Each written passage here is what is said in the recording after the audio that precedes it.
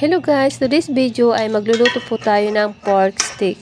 Mahilig ka din po ba sa pork stick? Tara, samahan nyo kami magluto. So ayan na nga po, minarinid na nga po dyan ng pork chop ng 2 oras. Pwede din po magdamagan, mas malasa po yun. Pero nasa sa inyo na din po kung ilang oras ang gusto nyong pagbabad sa baboy.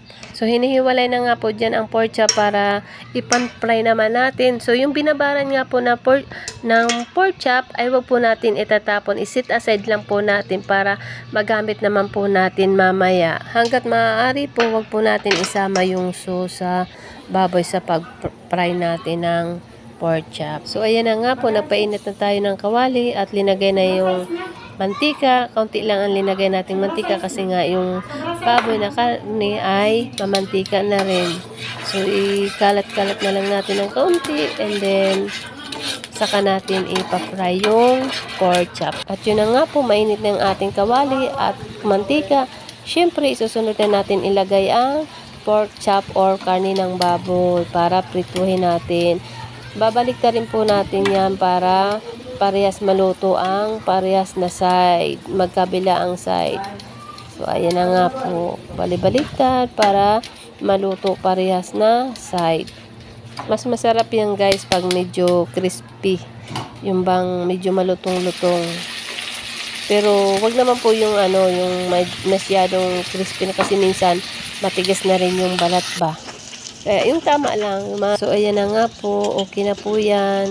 Kaya tanggalin na natin or hanguin na natin sa kawali para po magisa naman po tayo para dun sa gagawin nating pork stick. So, gamitin na po natin yung sauce kanina na ginamit sa marinade. So, ayan na nga po, bawang, sibuyas, gigisahin natin. Yung mantika na ginamit natin sa pagprito kanina, yun na po ang ginamit po natin. Hindi na po tayo nagdagdag ng mantika kasi mamantika naman po yan.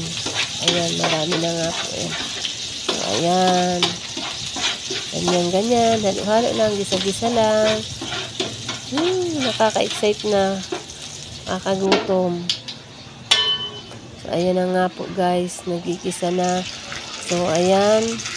Tapos, isa-isahin na natin ilagay yung mga pork chop dyan. Pwede naman po sabay-sabay ilagay yung pork chop, pero matyaga po ang nagluluto kaya nilagay niya isa-isa ang pork chop sa kawali. So, ayan na nga. Sinunod na nga po natin dyan yung aside natin kanina na sa marinade. So, ayan na nga po. Ibubuhos na natin. And then, naglagay nga po kami dyan ng tubig. Naglagay nga din po kami dyan ng tubig, saka paminta, at saka namin tinakpan hanggang sa lumambot yung karne ng baboy. So, ayan na nga po.